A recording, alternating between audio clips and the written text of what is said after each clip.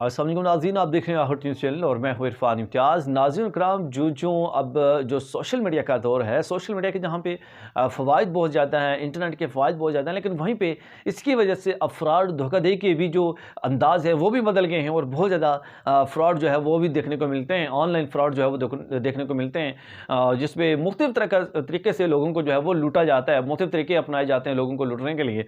अभी एक खबर मंजर आम पर आई है जिसमें इस खबर में बताया गया है कि दुल्हन मिली ना शादी हाल, बारात लेकर आने वाले दूल्हे के साथ बड़ा फ्रॉड हो गया। जी बिल्कुल, इस व्लॉग में डिटेल से डिस्कस करेंगे।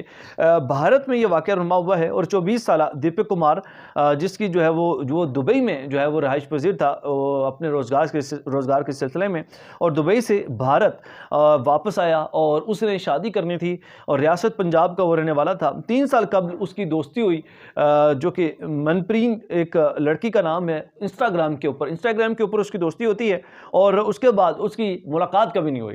3 साल कबल उसकी इंस्टाग्राम के ऊपर जो है मनप्रीत नामी लड़की से जो है वो उसकी दोस्ती हुई, लेकिन उसके साथ उसकी जो मुलाकात है वो कभी नहीं हुई। और उसके बाद उसकी जो सिलसिला है गपशप का वो चलता रहा और 1 माह कबल वो दुबई से वापस आया भारत के, वो उस मनप्रीत से शादी कर सके, क्योंकि उसके घर वालों से भी उसकी बारहा बात हुई थी शादी के वाले से। उसके घर वालों ने भी डेट शेट तय की है, सारा कुछ किया और उसने बाकायदा तौर पर 50,000 रुपये रेंट के भी भेजे, जो कि मार्की लोकल ने मोगा के मुकाम पर जो है वो बुक की है।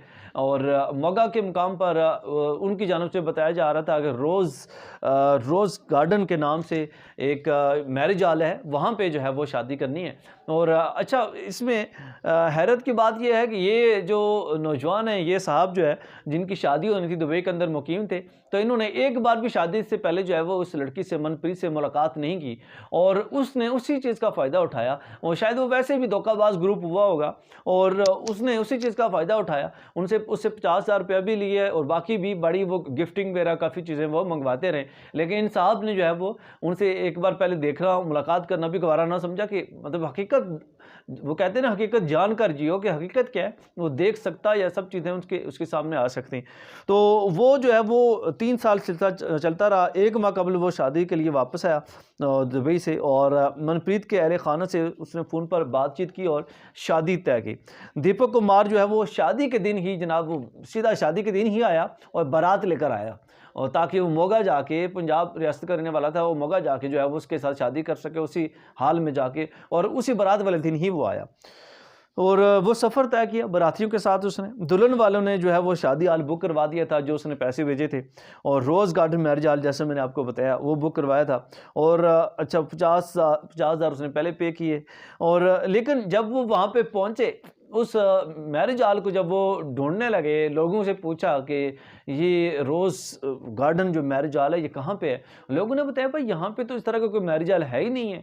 तो जब उसने बारहा कोशिश की तो कोई भी मैरिज हॉल इस तरह का नहीं मिला, तो वो सर पकड़ के बैठ गए। सारे बाराती जो है वो हैरान रह गए और वो भी परेशान होकर रह गया, क्योंकि अब उसने चूँकि जो फ़ोटोग्राफ़र्स वगैरह है वो भी हायर किए हुए थे और बाकायदा जो एक रस्म व रिवाज होता है बारात का वही था, और उसने पहले भी घर से फंक्शन शंक्शन किए और मूवीज़ वगैरह बनाते हुए ढोल बाजे सब कुछ जो होता है वो किया।